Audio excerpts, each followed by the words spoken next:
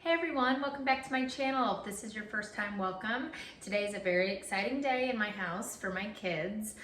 We're going to be whipping up a big batch of cake pops. Instead of going through Starbucks every day and getting one single cake pop for $2.50, we're going to make an entire batch. Let's go ahead and get started.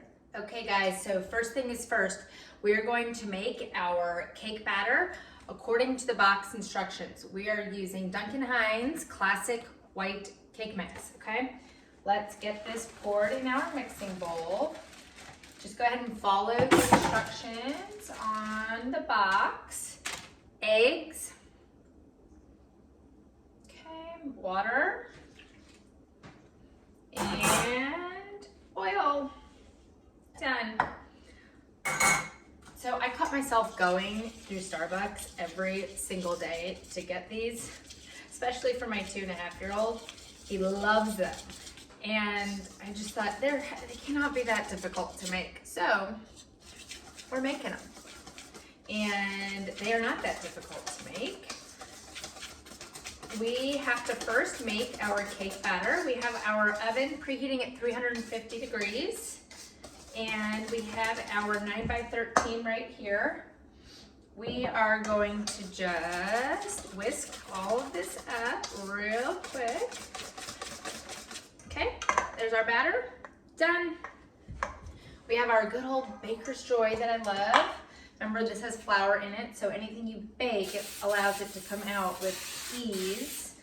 Clearly, I need to get more. Okay, super simple.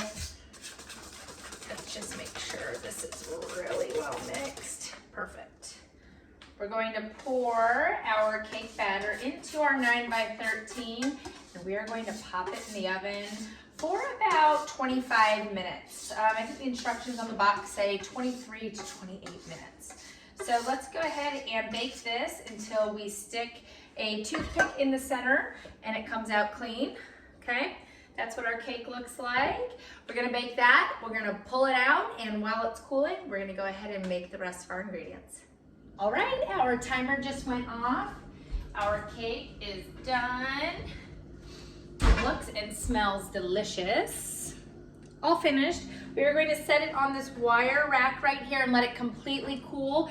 We'll check in towards the end of the cooling with our cake and make our buttercream frosting, and then we will get our cake pops all put together and finished.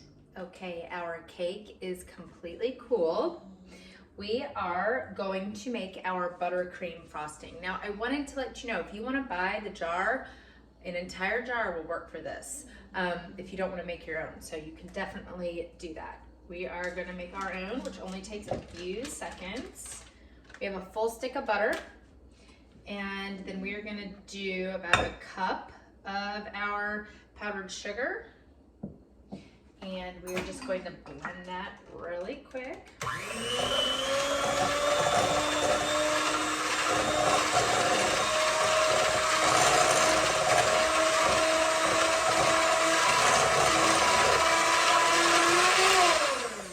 Okay, we have our vanilla we are going to add. And then we are going to add the rest of our powdered sugar. Ooh.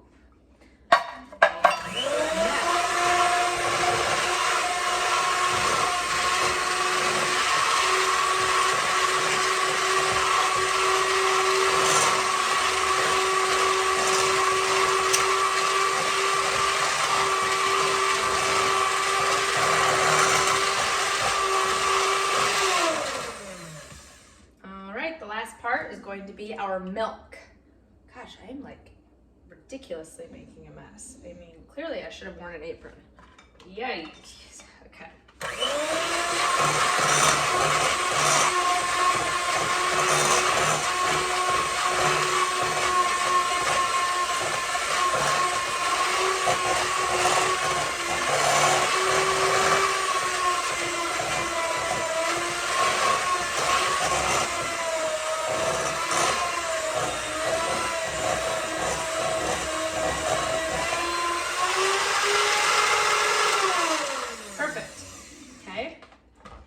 Is our icing, okay? Yum, yum, yum.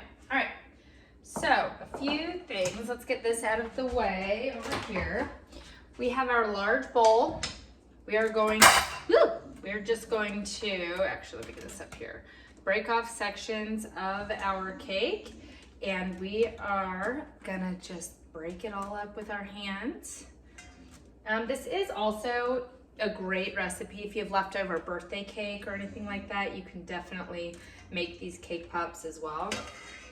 All right. So you're just gonna break all of this up with your hands. And then we're just gonna slowly add a little bit of our buttercream frosting, a little bit at a time until you get the perfect consistency. And this makes about 20 to 30 cake pops, okay? That's what we're looking at here. And let's take a little bit of our icing. I'm gonna start with about that much. And we are just gonna mix that up, and yes, use your hands. It's the best way to get it all in there. You don't want these too dry or they'll crumble apart when you pull them out of the freezer, but you really don't want them too moist, and they will fall apart, or they'll fall apart also. So you really need that perfect consistency for these to be good. And you'll know what they are when you go ahead and make them into little balls. You'll know. The more moist the cake is, the less frosting you need, okay? All right, we're gonna use a little bit more, and this frosting will keep really well in the freezer, so keep that in mind. You can always save whatever you don't use, okay? So the next step after I get all of this incorporated, we are going to make little balls and put them on our baking dish over there, and I'll show you what we're gonna do. Let me mix all of this up, and we'll check right back in a few minutes. Okay, our dough, our cake pop dough looks like that. We're going to go ahead and make little balls in that perfect cake pop size. Okay, it's about perfect right there. And we're going to line our big giant baking sheet here that I've covered with parchment paper with these little guys, all right? I'm going to roll all of these, and then we will check right back in, and I'll show you the next step. These are really simple to make, like very, very simple. They do take a little bit of time, but they are really, really easy to make. So definitely worth the effort. All right, let me show you. Okay, that's what they look like, our little cake pops. We'll check right back in a few minutes. Okay, here comes the fun part. Look, all of our cake pops are done. So I have a Ghirardelli dark chocolate melting and a Ghirardelli white chocolate for melting, okay? We're just going to put a little bit in our bowls, and we are going to make the glue for our sticks, okay? So I have about that much in each bowl. We might need to do more, but we'll start there. And now I have these plastic cake pop sticks, okay? These sell for about 100 on Amazon. They are reusable, dishwasher safe. I love these. Okay, so let's go ahead and make our glue. We're going to dip in our chocolate, like so, and then dip, or I should say stick, in our cake pop, about halfway through. So this is our glue, and we're going to do this to every single one. This recipe made a perfect 30. So it made a great number of cake pops. And if you have one that crumbles and falls apart, don't worry about it. That's the nice thing about this recipe, is there are so many of them.